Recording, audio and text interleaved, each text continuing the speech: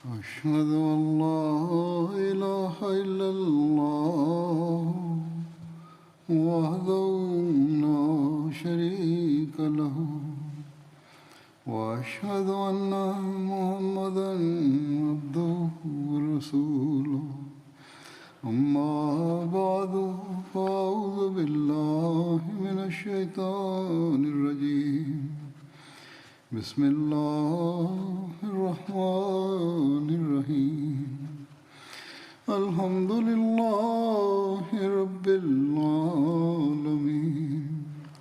الرحمن الرحيم مالك يوم الدين إياك نعبد وإياك نستعين اهدنا الصراط المستقيم صراط الذين أنعمت عليهم غير المغضوب عليهم ولا الضالين.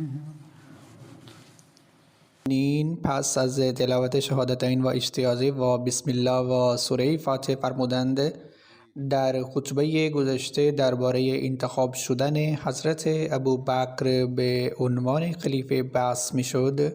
در این باره در تاریخ طبری نوشته شده است که آنگاه حضرت خباب بن منذر بلند شد و گفت: ای جماعت انصار، شما اختیار این امارت را به دست خود نگه دارید، زیرا اینان مهاجران الان زیر سایه تان قرار دارند و هیچ کسی از آنها جرأت مخالفت با شما را ندارد و مردم دیگر هم با نظرتان مخالفت نخواهند کرد. شما محترم و پول دارید و تعدادتان بیشتر است و صاحب قدرت و شکوهید و جنگجویان خبره‌ای و دلیر و شجاع هستید و مردم نگاهشان به شماست که چه کار میکنید.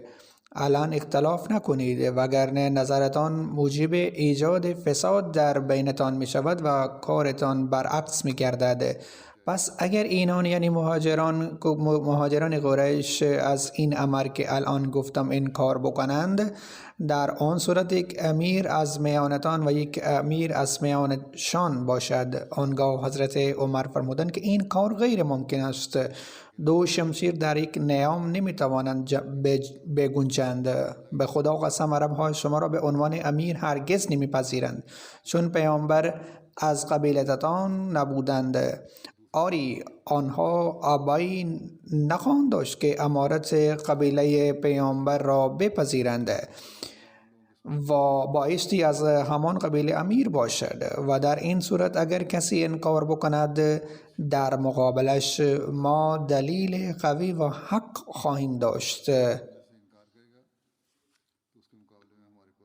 در باره حکومت و امارت محمد صلی الله علیه وسلم چه کسی با ما مخالفت خواهد کرد؟ ما دوست حضرت پیامبر اکرم صلی الله علیه وسلم از خاندانشان هستیم. به جز کسی که احمق یا گناهگار یا کسی که بخواهد خود را به هلاکت بیفکند، هیچ کسی با این پیشنهاد مخالفت نخواهد کرد. خباب بن منذر گفت: ای جماعت انصار، شما این مسئله ای را خودتان حل بکنید و سخن این شخص و همراهانش را هرگز نپذیرید. اینان سهمتان را هم بالا میکشند.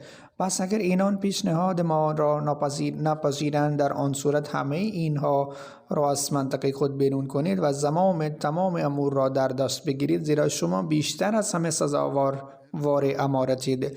شمشیرهای شما تمام آن مردم را مطیع این دین ساخته است که هرگز مطیع نمی شدند. مدیریت تمام این موضوع را من به عهده می گیرم، زیرا تجربه خوبی آن را دارم و شایسته انجام این مأموریتم. به خدا اگر بخواهید گشت و گشتار این مسئله را حل می کنم. آنگاه حضرت عمر گفت: اگر اینطور عمل کنید در اون صورت خداوند متعال شما را هلاک خواهد کرد. خباب در پاسخ گفت: بلکه شما هلاک می شوید. حضرت ابو عبیده آنگاه گفت: ای جماعت انصار، شما آن کسانی هستید که اول از همه این دین را کمک و حمایت کردید. حال مبادا اول از همه آن را تغییر و تبدیل کنید. آنگاه بشیر بن سعد گفت ای جماعت انصار، آن سعادت جهاد و مشرکان و خدمت به اسلام که در ابتدای اسلام نصیب ما شده است، از آن هدف ما فقط جلب رضایت خداوند متعال و اطاعت پیامبر بود. برای ما شایسته نیست که این برتری خود را به رخ دیگران بکشیم. ما بدین وسیله هیچ سود دنیا را نمیخواهیم. در این راستا لطف خدا شامل حال ماست. بشنوید. بدون شک محمد صلی الله علیه وسلم از قریش بودند، لذا قومشان برای امارت سزاوارتر است و من با سوگند خدا میگویم که من با آنها در این رابطه هیچ اختلاف نخواهم داشت. از خدا بیم داشته باشید و با آنها مخالفت نکنید و در این موضوع با آنها نزاع نکنید. به هر حال سخنرانی که حضرت عمر ایراد کرد آن در جای دیگر در سنن کبری للنسائی این گونه روایت شده است که چون انصار در بنو سقیف سعد گفتند که یک امیر از میان ما باشد و یک از میانتان، آنگاه چنان که قبلا هم بیان شده است حضرت عمر گفت در یک نیام دو شمشیر نمیتواند بگنجد و سپس دست حضرت ابوبکر را گرفت و عرض کرد این سه خوبی متعلق به کیست؟ از یقول لصاحبه لا تحزن ان الله معنا، یعنی هنگامی که پیامبر اکرم صلی الله علیه و آله وسلم به همراه خود میگفتند که غمگین نباش، محققاً خدا به همراه ماست. همراه او چه کسی بود؟ و سپس گفت از هما فی الغار، هنگامی که آن دو در غار بودند. آن دو نفر چه کسانی بودند؟ سپس حضرت عمر افزود لا تحزن ان الله معنا، که غمگین نباش، محققاً خدا به همراه ماست. حضرت پیامبر اکرم صلی الله علیه و آله به همراه چه کسی بودند؟ به غیر از حضرت ابوبکر هیچ کسی به همراه آن حضرت نبود. پس از گفتن این حضرت عمر با حضرت ابوبکر بیعت کرد و به مردم گفت که شما هم بیعت کنید و آنگاه مردم هم بیعت کردند. پس حضرت عمر، حضرت ابو عبیده بن جراح و حضرت بشیر بن سعد بیعت کردند و اینطور تمام انصار با حضرت ابوبکر بیعت کردند. این بیعت در کتب تاریخ اسلام به نام بیعت سقیفه و بیعت خاصه معروف است و در بعضی از روایات این ذکر نقل شده است که حضرت سعد بن عباده با حضرت ابوبکر بیعت نکرده بود و در حالی در بعضی از روایات دیگر نوشته شده است که وی نیز به همراه بقیه انصار بیعت کرده بود. در تاریخ طبری مذکور است که تمام قوم به تناوب با حضرت ابوبکر بیعت کردند و حضرت سعد هم همینطور. حضرت مسلم موعود با ذکر خلافت بعد از حضرت پیامبر اکرم صلی الله علیه و سلم این گونه می‌فرمایند ببینید پس از محمد رسول الله صلی الله علیه و سلم خلافت برقرار شد و چه عالی برقرار شد. پس از وفات آن حضرت ابوبکر خلیفه شد. آنگاه انصار خواستند که یک خلیفه از آنها باشد و یک خلیفه از مهاجران. با محض شنیدن این حضرت ابوبکر و حضرت عمر و بعضی از اصحاب سری به آنجا رفتند که انصار در آنجا جمع شده بودند و به آنها گفتند که ببینید این سخن دو خلیفه اشتباه است. با اختلاف و تفریق اسلام پیشرفت نخواهد کرد. خلیفه به هر حال یکی خواهد بود و چنانچه اختلاف کنید وحدت را از هم می پاشانید و عزت و آبرویتان از بین می رود و عرب ها شما را چکه پاره می کنند. پس این سخن را نگویید. بعضی انصار در مقابل این شروع کردن به دلایل آوردن. حضرت عمر می فرماید که من گمان کردم که حضرت ابوبکر که نمی تواند به خوبی صحبت کند، بس من جلوی انصار صحبت خواهم کرد. ولی وقتی که حضرت ابوبکر صحبت کرد وی تمام اون دلایل را گفت که من در ذهن خود داشتم و بیشتر از آن هم دلایل بیان کرد. وی افزود که با شنیدن آن در دلم گفتم که امروز هم این پیرمرد از من پیشی گرفت. عاقبت فضل الهی چنان رقم خورد که بعضی از افراد خود انصار بلند شدند و گفتند که آنچه حضرت ابوبکر گفت درست است. عرب‌ها به غیر از اهل مکه از هیچ کس اطاعت نخواهند کرد. سپس یک انصاری با شور و جوشش گفت ای ملت من، خداوند متعال در این کشور پیامبر خود را مبعوث کرد ولی فامیل هایش او را از شهرش بیرون کردن و ما او را در خانه های خود جای دادیم و خدای تعالی به برکت او ما را عزت و احترام عطا کرد. ما اهالی مدینه گمنام و ذلیل و خوار بودیم، اما به وسیله این رسول محترم و معروف شدیم. الان شما به همین بسنده کنید و بیشتر طمع نکنید، مبادا به سبب آن آسیبی ببینید. آنگاه حضرت ابوبکر فرمود ببینید برقراری خلافت ضروری است. هر کسی را که بخواهید خلیفه انتخاب کنید. من هیچ آرزوی خلیفه شدن را ندارم. این ابو عبیده بن جراح است. حضرت پیامبر اکرم صلی الله علیه و آله وی را امین الامت لقب داده بودند و با او بیعت کنید. به علاوه او عمر است که برای اسلام شمشیر برهنه است و او بیعت کنید. حضرت عمر فرمود ابوبکر سخن دیگر بس است، دست خود را جلو کنید و بیعت ما را بپذیرید. خدای تعالی دل حضرت ابوبکر را هم جرأت و شهامت داد و وی نیز بیعت گرفت. درباره بیعت عام سقیفه بنی ساعد بیشتر این گونه نوشته شده است که حضرت پیامبر اکرم صلی الله علیه و سلم در دوشنبه درگذشتند. مردم در سقیفه بنی سعد مشغول بیعت با حضرت ابوبکر شدند و در دوشنبه و صبح سه شنبه در مسجد بیت عام به عمل آمد.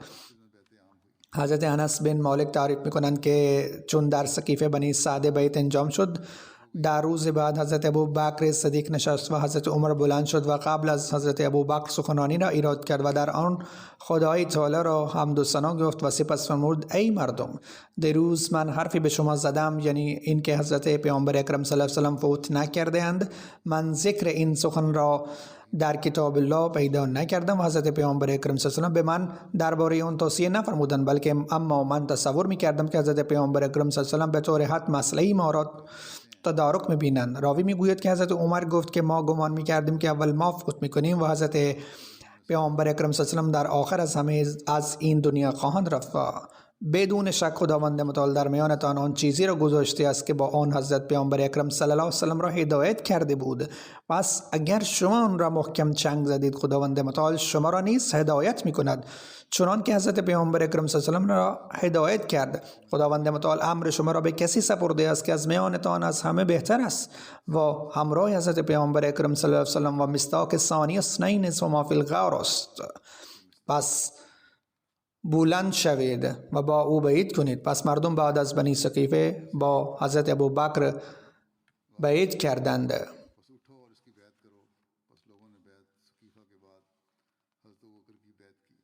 حضرت ابوبکر در روز بیعت عام خطبه ایراد کرد و در آن پس از حمد و ثنای خدای تعالی فرمود ای مردم، همانا من بر شما والی منصوب شده‌ام، ولی من هرگز از همه شما بهتر نیستم. چنان که کار خوبی کنم با من هم کاری کنید و اگر به راه کج بروم مرا اصلاح کنید.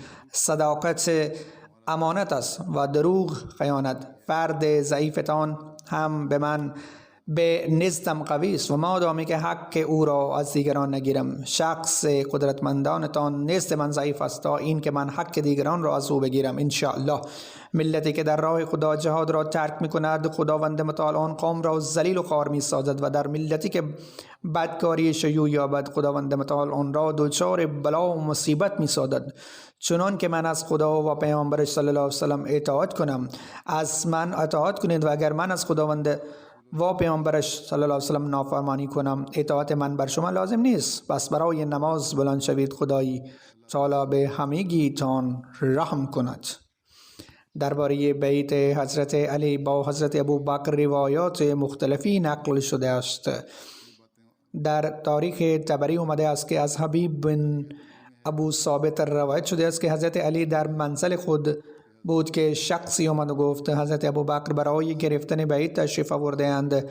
حضرت علی فقط پیراهن پوشیده بود و بدون اینکه آزار ببندد و چادر بگیرد در همان حالت سری بیرون آمد و با حضرت ابوبکر بیعت کرد. وی دوست نداشت که تأخیر کند. بعد از بیعت وی در کنار حضرت ابوبکر نشست و سپس لباس طلبید و آن را پوشید و در مجلس حضرت ابوبکر ماند.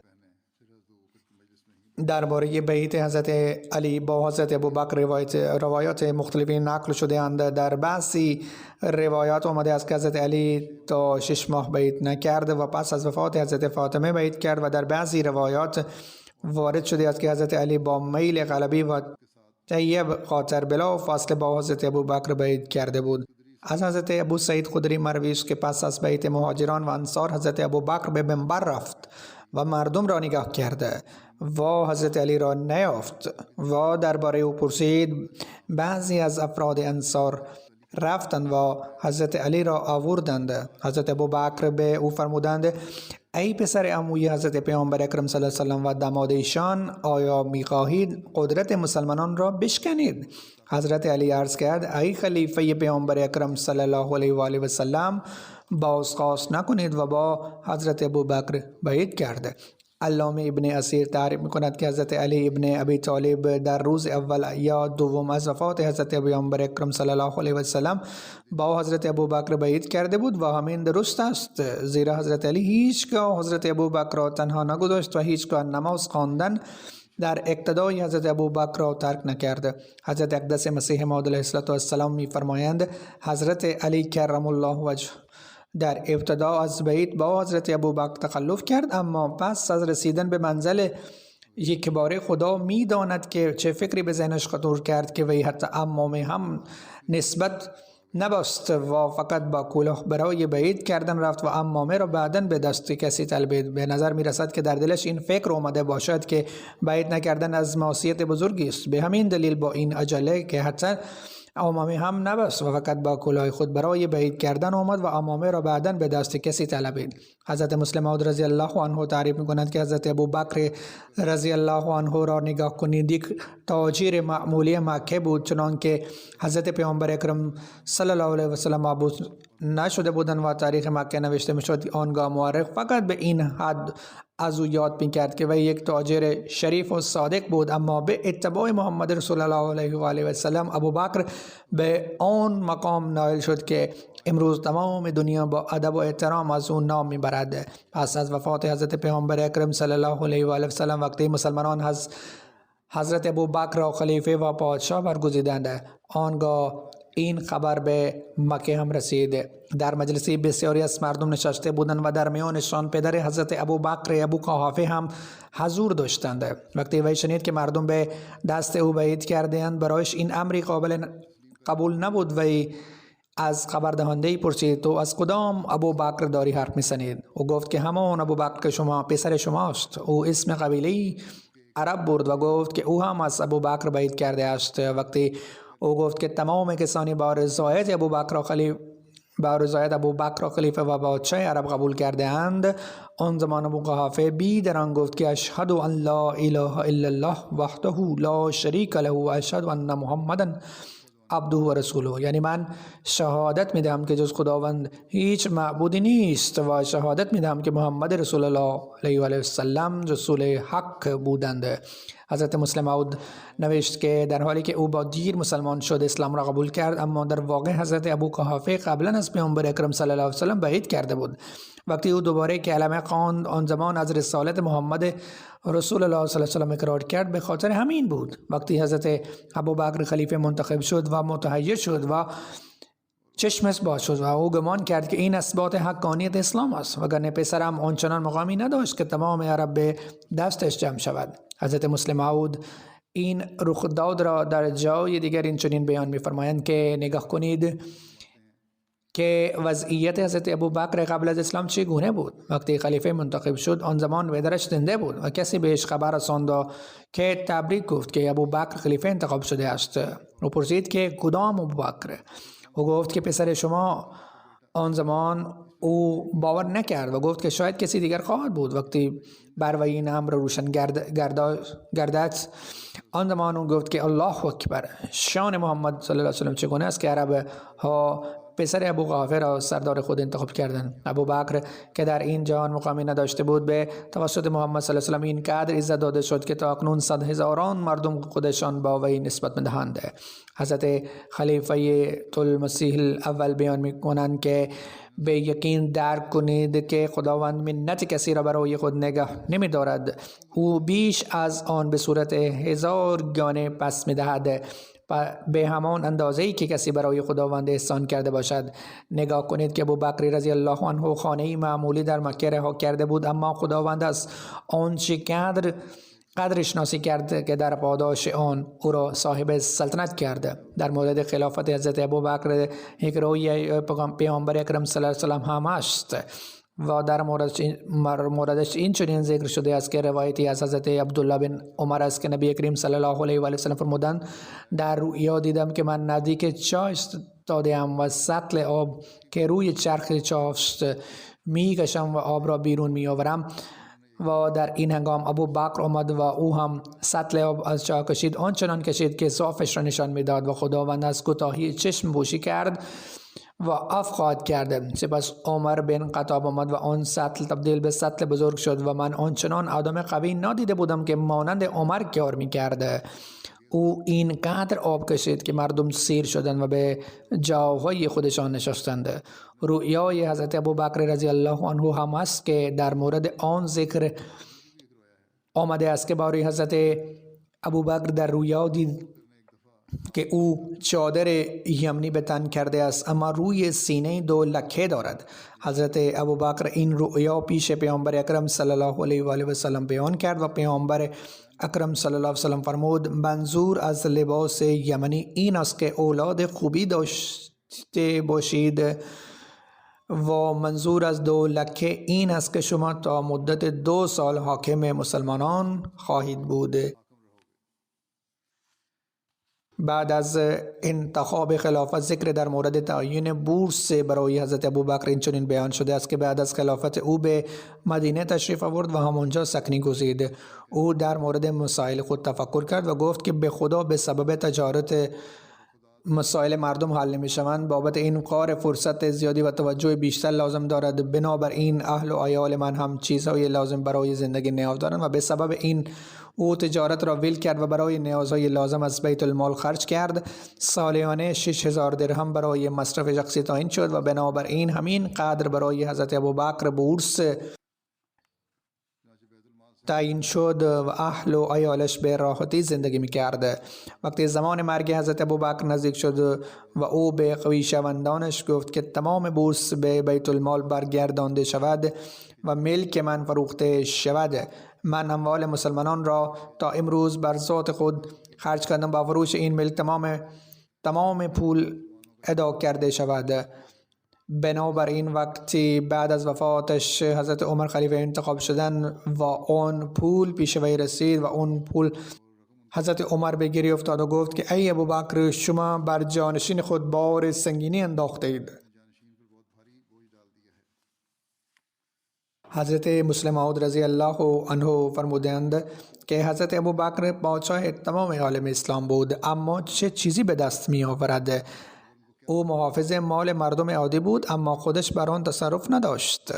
بی تردید حضرت ابوبکر تاجر بزرگ بود اما او عادت داشت که هر زمانی پول به دست می آورد در راه خدا خرج می کرد. بنابراین اتفاقی زمان وفات پیامبر اکرم صلی الله علیه و سلم رخ افتاد و او خلیفه منتخب شد. او پول نقد نداشت.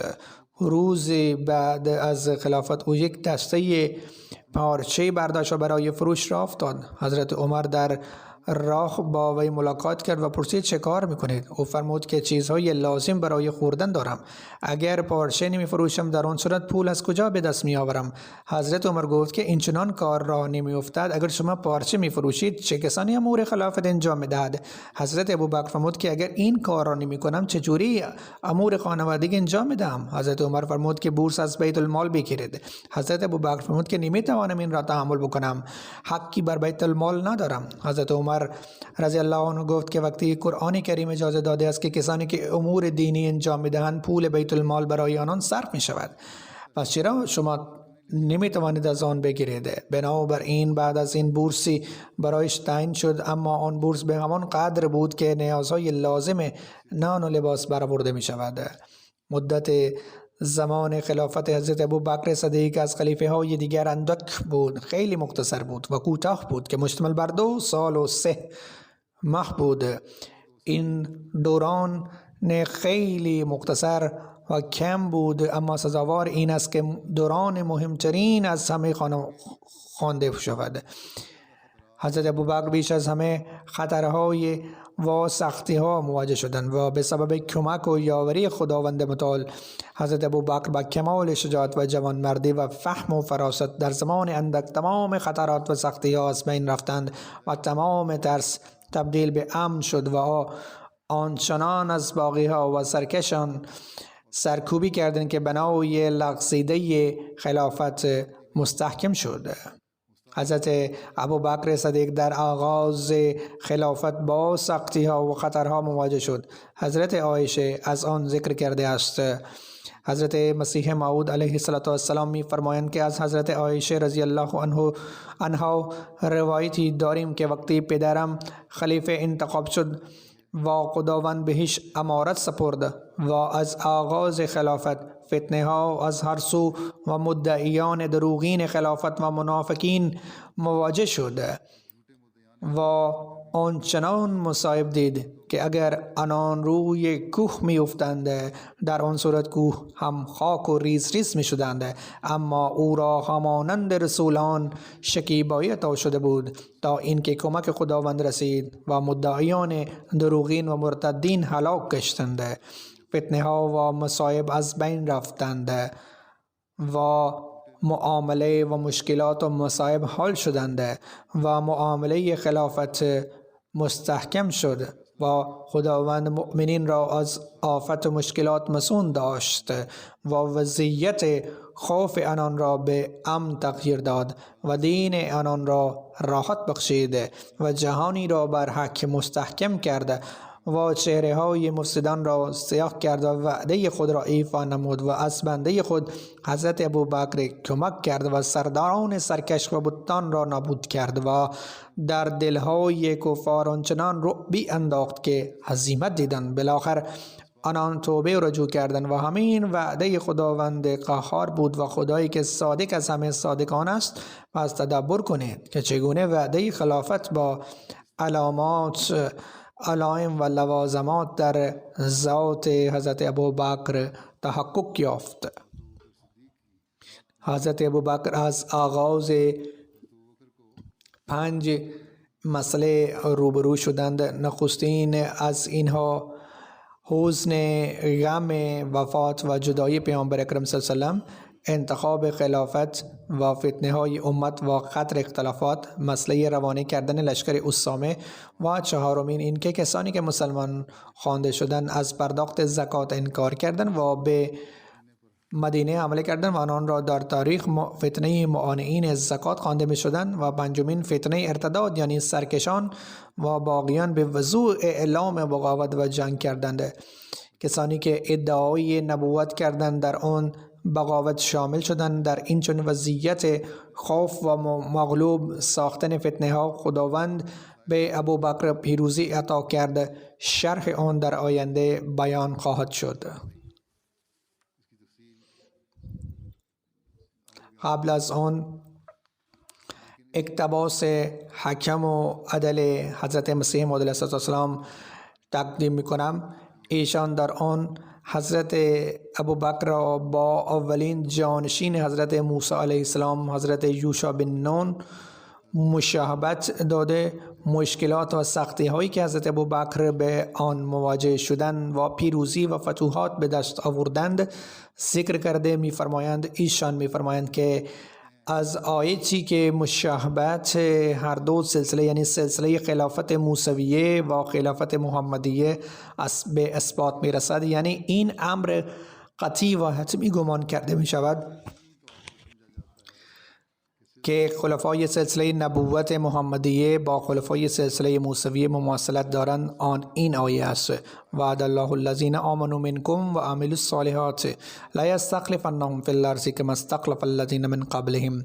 یعنی خدا به کسانی که ایمان آورده‌اند یعنی کارهای نیکو به جا می‌آورند وعده داده است که از آنها بر روی زمین جهت خلیفه برخواهد گماشت، همانند آن خلیفه ها که پیش از آن برگماشته شده بودند. اکنون اگر ما وایه همانند را پیش نظر داشته ببینیم، این امر مماثلت خلیفه های محمدی را با خلیفه های موسوی واجب می کند. بس ناچاریم که این امر را بپذیریم که مماثلت میان خلیفه های این دو سلسله ها ضروری است و نخستین بنیانگذار این مماثلت حضرت ابوبکر صدیق است و آشکار کننده آخرین نمونه این تشابه مسیح است که خاتم خلفای محمدی است و آخرین خلیفه سلسله خلافت محمدی است. اولین خلیفه حضرت ابوبکر صدیق است و او در برابر یوشع بن نون است و مثیل اوست و خدا او را بعد از درگذشت حضرت محمد مصطفی صلی الله علیه وسلم برای خلافت برگزیده است و بیش از همه در او روح فراست را دمیده است. حتی تمام آن مشکلات که در رابطه با عقیده باطل حیات مسیح قرار بود که خاتم الخلفا باید روبروی آن میشد، حضرت ابوبکر تمام آن شبهات را با کمال صفایی حل و فصل کرد و از همه اصحاب حتی یک نفر هم نماند که بر درگذشت انبیای سابق اعتقاد نداشته بود، بلکه همچنان که بعد از درگذشت حضرت موسی بنی اسرائیل مطیع حضرت یوشع بن نون گشته بودند. در تمام امور همه اصحاب اطاعت حضرت ابوبکر را اختیار کردند و خدا نیز همچنان موسی و یوشع بن نون بداد و کمک آن حضرت صلی الله علیه و آله و سلم رسید. همانطور حامی و مؤید حضرت ابوبکر نیز شد. یوشع بن نون یا یشوع بن نون اسم یک شخصیت است. ایشان می فرمایند که در حقیقت خدا همانند یوشع بن نون او را نیز مبارک ساخت که هیچ دشمن نتوانست در برابر او بیستد و کار نیمه تمام لشکر اسامه را که با کار ناتمام حضرت موسی تشابه داشت از دست ابوبکر به اتمام رساند. و علاوه بر این یک مشابهت عجیبی حضرت ابوبکر و حضرت موسی این است که خبر مرگ حضرت موسی نخست به حضرت یوشع رسید و هنگامی حضرت موسی در گذشت خدا بدون توقف در دلش وحی نازل کرد و مبادا یهود در رابطه با درگذشت حضرت موسی اشتباه بکنند یا اختلاف در میانشان بیفتد. همچنان که این امر از کتاب یشوع باب اول هویدا است، همینطور هنگام درگذشت پیامبر اکرم صلی الله علیه و آله نخست حضرت ابوبکر ابراز یقین کامل کرد و بر جسد ایشان بوسه داد و گفت در تو در حین حیات پاک بودی و بعد از درگذشت نیز پاک و مطهر هستی. سپس در یک جلسه عمومی گمان هایی که راجع به حیات پیامبر اکرم صلی الله علیه و آله در دل اصحاب ایجاد شده بودند استناد داده و به آیات قرآنی آنها را از میان برداشت و همراه با این خیال اشتباهی را که بابت حیات مسیح به دلیل عدم دقت در احادیث وارد شده است و در دلهای بعضی ها جا گرفته بود نیز ریشه کن کرد و همچنان که حضرت یوشع بن نون دشمنان دین مفتریان و مفسدان را نابود ساخته بود، همینطور تعداد بزرگ مفسدان و پیامبران کاذب از دست حضرت ابوبکر نابود گشتند و همان گونه که هنوز بنی اسرائیل بر دشمنهای کنعانی تسلط نیافته بودند و تعدادی از اهداف را به دست نیاورده بودند و دشمن نیرومند بود و این وضعیت بعد از درگذشت حضرت موسی وخیم‌تر و پرخطرتر گشت که حضرت موسی طی راه در وضعیت بحرانی فوت کرده بود. همینطور بعد از رحلت پیامبر ما وضعیت بحرانی ایجاد شده بود. تعدادی فرقه های عرب راه اعتداد را اختیار کرده بودند. بعضی ها از پرداختن زکات سرپیچی کرده بودند و متعدد پیامبران دروغین قیام کرده بودند و آن وقت اکتساب قلب قوی و مصمم و ایمان موثق و خلیفه شجاع و دلاور را داشت. پس حضرت ابوبکر جهت خلیفه منصوب شد و امین که بر این منصب متمکن گشت مواجه غمهای بزرگ شد. طبق قول حضرت عایشه وقتی پدرم جهت خلیفه برگماشته شد به سبب چندین فتنه و بغاوت اعراب و قیام پیامبران دروغین چنین مصائب و علائم بر دل او نازل شدند که اگر روی کوه می افتادند آن نیز بی افتاد و پاره پاره بشود و با زمین مسطح بشود. اما چون قانون قدرت به این قرار است که وقتی جانشین پیامبر خدا و بعد از درگذشت ایشان تعیین می شود شجاعت، عزم، مقاومت، فراست و روحی که موجب تقویت قلب می گردد در او دمیده می شود. همانطور که در کتاب یوشع باب اول و آیات 6 خدا یوشع را مخاطب کرده فرموده است محکم و شجاع باش، یعنی موسی را به رحمت خدا پیوست. اکنون تو قوی باش. همین دستور به اقتضای قضا و قدر نه به حسب شرعی بر قلب حضرت ابوبکر نیز نازل شده بود. نسبت و تشابه از واقعات معلوم می گردد گویا ابوبکر بن قحافه و یوشع بن نون یک شخصیت است. اینجا تشابه استخلافی و جانشینی مشابهت را چقدر صریح و اشکار ساخته است.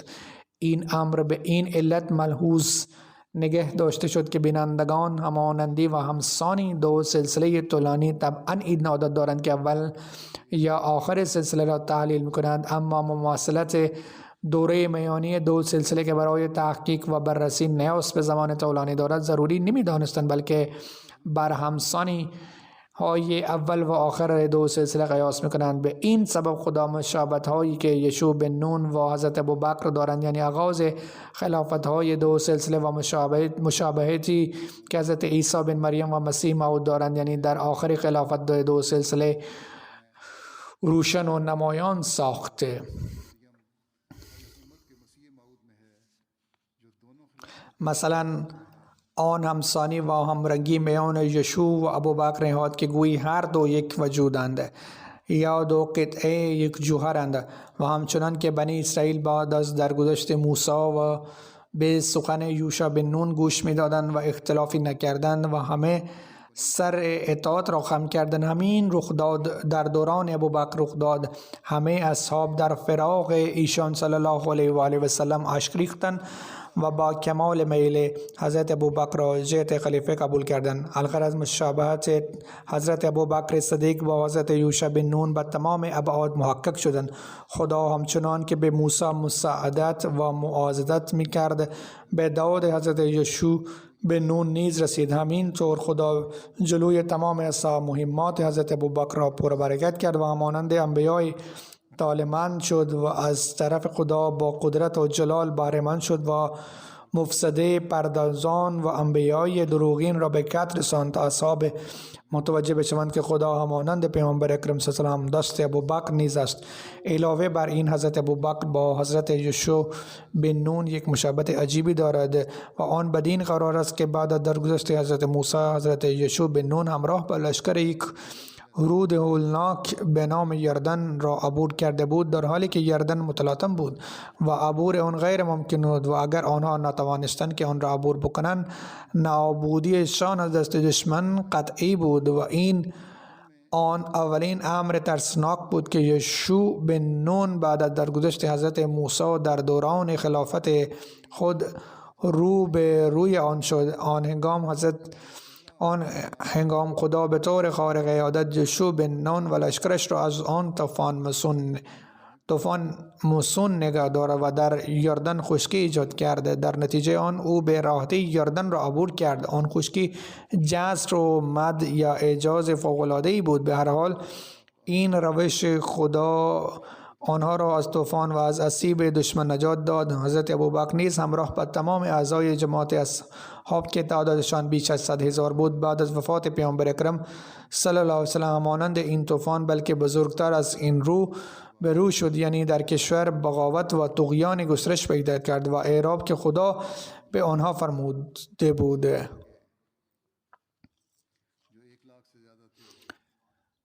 قالت الاعراب آمنا قل لم تؤمنوا ولكن قولوا اسلمنا ولما يدخل الايمان في قلوبكم. لازم بود که به وفق این پیشگویی آنها گمراه و منحرف می شدند تا این پیشگویی محقق می شود. منظور از این آیت این طور است که با دینشینان میگویند که ما ایمان آورده ایم. بگو شما هنوز ایمان نیاورده اید، لیکن بگویید که اسلام آورده ایم، چون حتی الان ایمان در قلبهای شما داخل نشده است.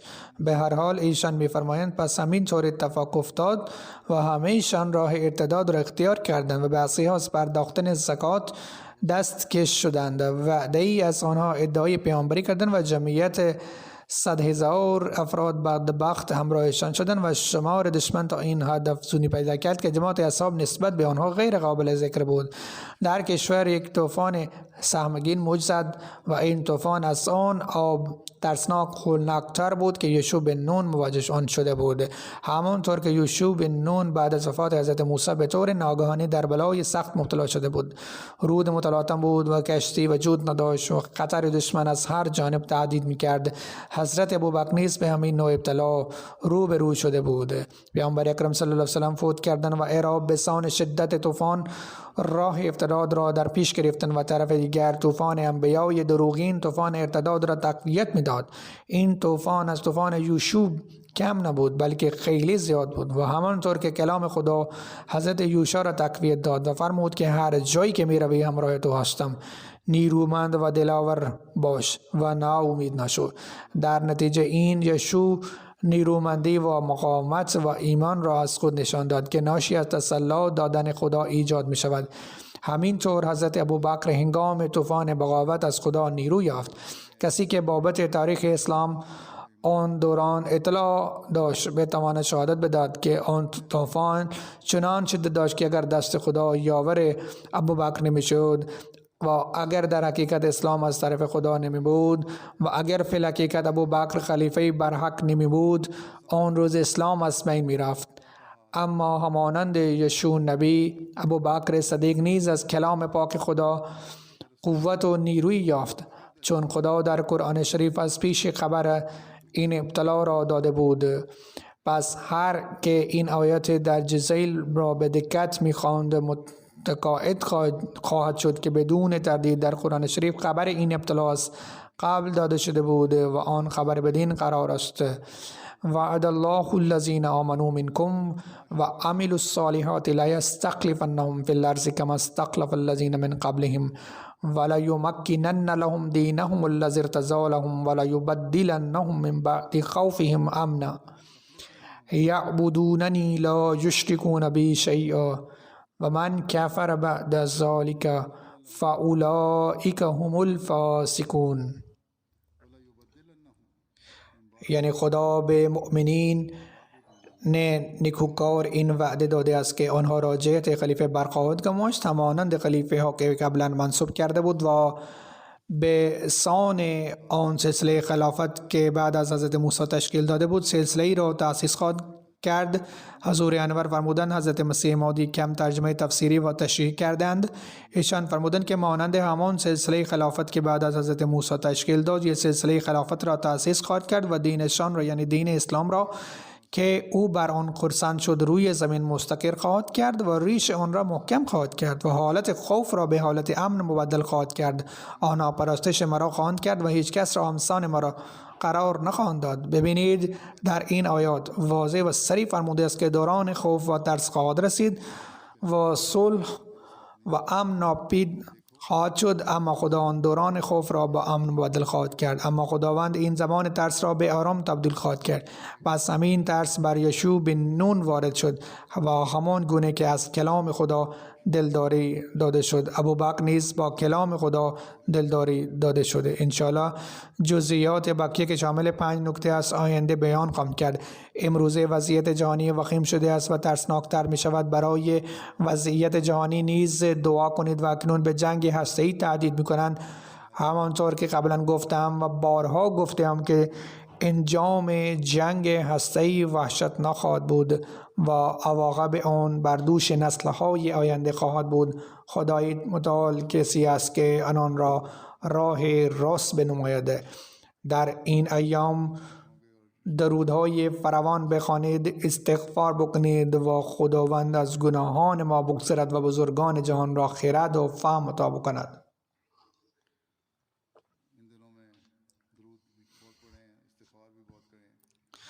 حضرت مسیح موعود علیه السلام باری به جماعت تلقین فرموده بود که دعا ربنا آتنا فی الدنیا حسنة و فی الاخرة حسنة و قنا عذاب النار.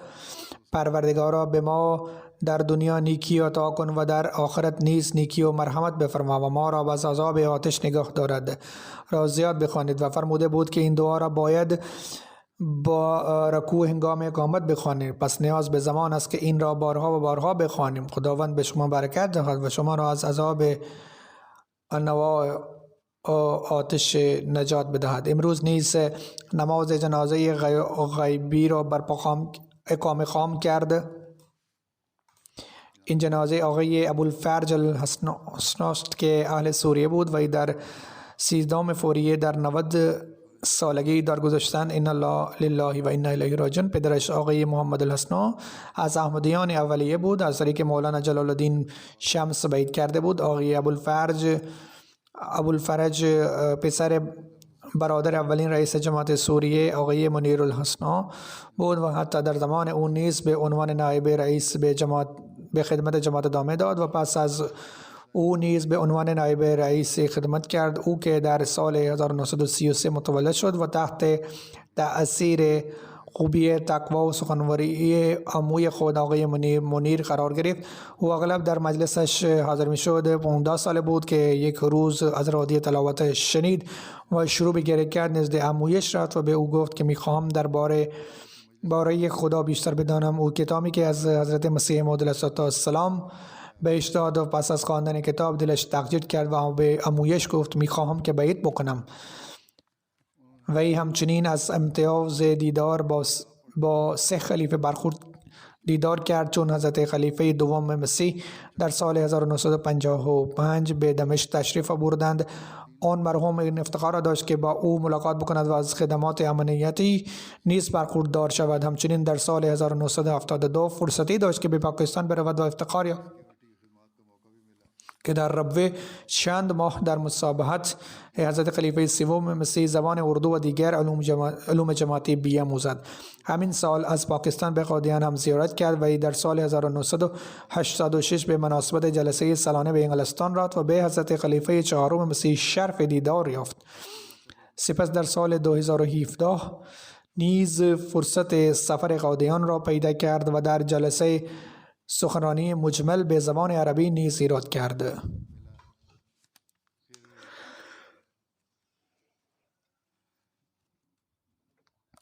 مرحوم مردی بسیار خوب و رسته و ارادتمند و عالم با عمل بود و او فرزندی نداشت و همسرش نیز احمدی نیست.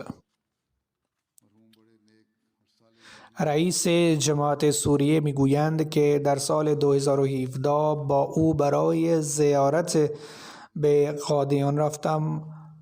با اینکه خیلی ضعیف بودند اما اینقدر اشتیاق داشتند گویا در آسمان پرواز میکند و ابتدا به دلیل بیماری نمیخواست که برود، اما وقتی به او گفتم که باید بروی گفت که اکنون خلیفه وقت دستور داده اشکالی نیست و با لطف خدا او و همسرش از بیماری شفا یافتند و به فضل خدا به آنجا رفتند. حتی بر منارت المسیح نیز بالا رفتند و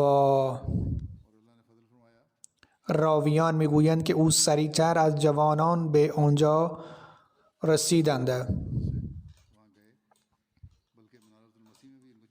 اگرچه قبلا در راه رفتن مشکلاتی وجود داشتند. دکتر مسلم داروبی می نویسند که آن مرحوم از اولیاء الله و اخیار شام بود. من و دیگر دوستان به این دلیل شاهد هستیم. او از تجار برجسته دمشق و الگو بود و در بازار شهرت نیکو داشت. آن مرحوم بسیار عالی بودند. برای تهجد اهتمام خاصی انجام میداد. صاحب الرویا بود. بیشتر رویاهایش برآورده میشد. بسیاری از آنها درباره شرایط و مصائب سوریه بودند. وقتی مربی‌ها برای تحصیل زبان عربی به سوریه می آمدند و احترام زیادی می گذاشت، چون اولا از طرف خلیفه وقت فرستاده شده و ثانیاً زندگی خود را وقف تبلیغ کرده اند. آقای حسام النکیب رئیس سابق جمهور سوریه و کنونی در ترکیه است. می نویسد که مرحوم عادات پسندیده می داشت. بارزترین آنها عشق با حضرت مسیح موعود علیه السلام و خلفایش بود. سفر قادیان با آن مرحوم هرگز فراموش نمی کنم. همه چیز دوران این سفر یک معجزه بود. در قادیان من همیشه نزد او ماندم. در قادیان دعایش فقط این بود: خدایا خلیفه وقت را یاری کن و او را در سن و سال و در همه اعمالش برکت بده. بعداً میگوید که وقتی شخصی در مجلس دستوری از خلیفه وقت نقل میکرد، در آن مدت به کسی اجازه نمیداد که حرفش را بزند تا کاملا دستور را بشنود و بفهمد و بهره ببرد.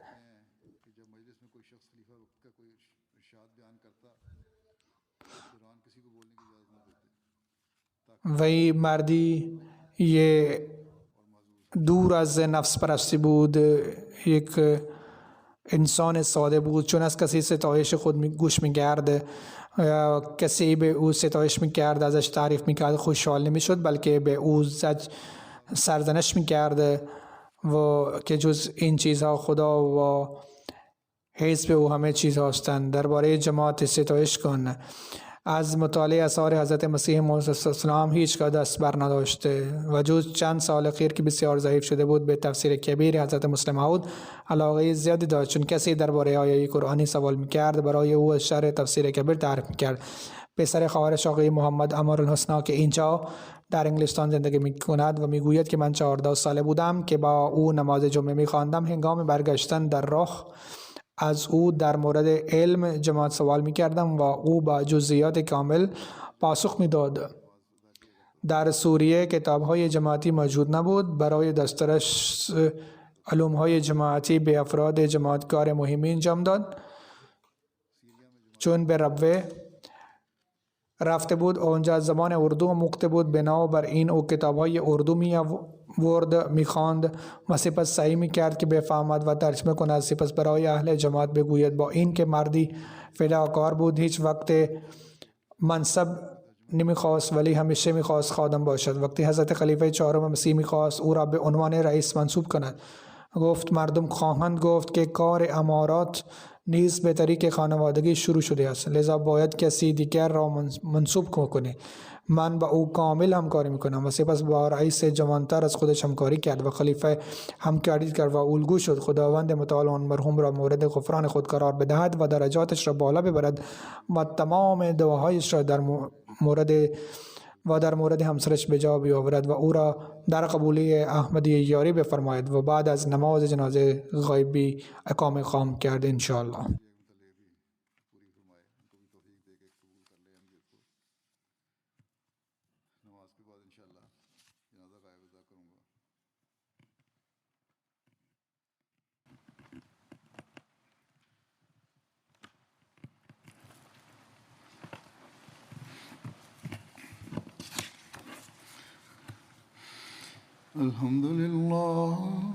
الحمد لله نحمده ونستعينه ونستغفره ونؤمن به ونتوكل عليه ونعوذ بالله من شرور أنفسنا ومن سيئات أعمالنا. من يهده الله فلا مضل له ومن يضلل فلا هادي له ونشهد أن لا إله إلا الله ونشهد أن محمدا عبده ورسوله.